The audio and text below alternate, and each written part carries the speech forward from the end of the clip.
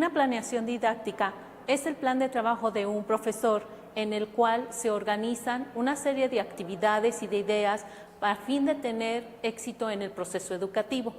En esta organización se pretende que el proceso educativo tenga secuencia, sentido y significado para el estudiante, y de esta manera se garantizan las estructuras cognitivas, las competencias y las habilidades que éste debe de desarrollar de acuerdo al plan de estudios.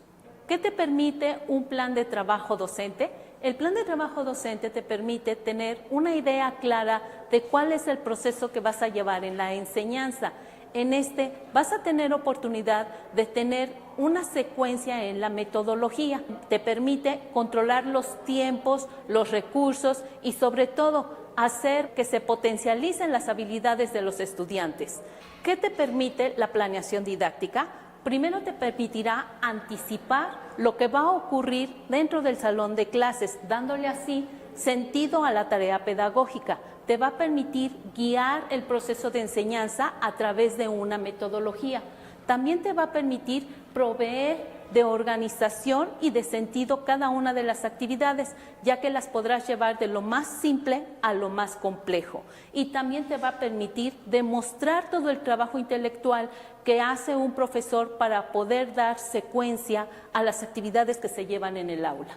Los procesos que implican la planeación didáctica son tres: el curricular, el metodológico y el de evaluación. El proceso curricular es el que va enfocado directamente a los planes y programas de estudio.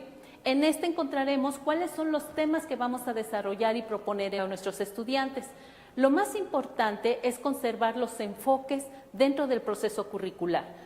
El proceso metodológico es aquel que nos permite a nosotros rescatar las características de nuestros estudiantes para poder proponer una intervención en donde podamos estructurar las secuencias y las actividades cognitivas para alcanzar el objetivo o entender el tema.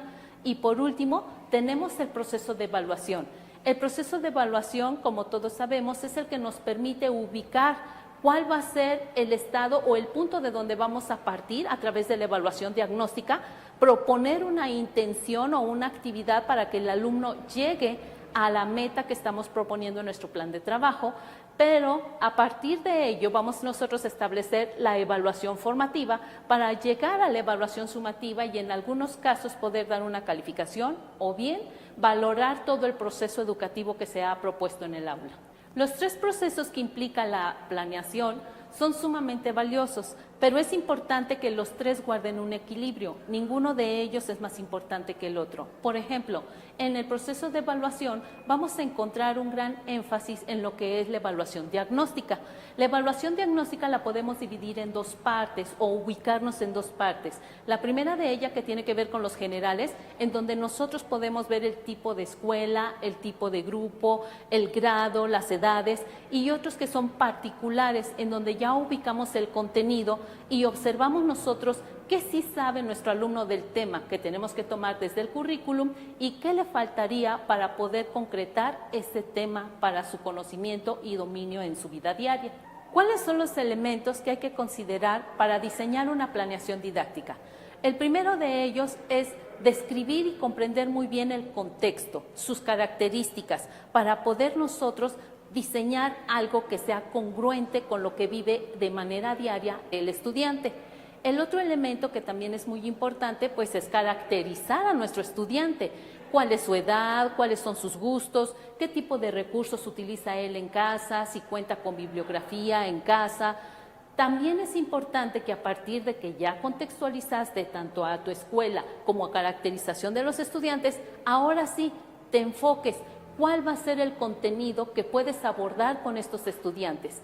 Y a partir de esta selección que tú hagas, vas a tener ya oportunidad de determinar la metodología de enseñanza, la cual te va a permitir organizar las actividades con un sentido, puesto que está conectado con el contexto, y con un significado para el niño, puesto que está en su vida diaria.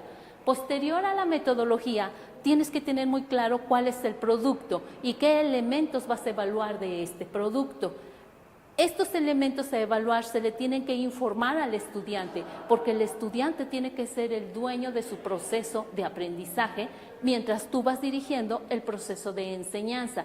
Va a haber un momento en este plan de trabajo en que ambos procesos se van llevando de la mano. En algún momento tú aprenderás de tu estudiante y en otro momento él aprenderá de lo que tú le estás proponiendo.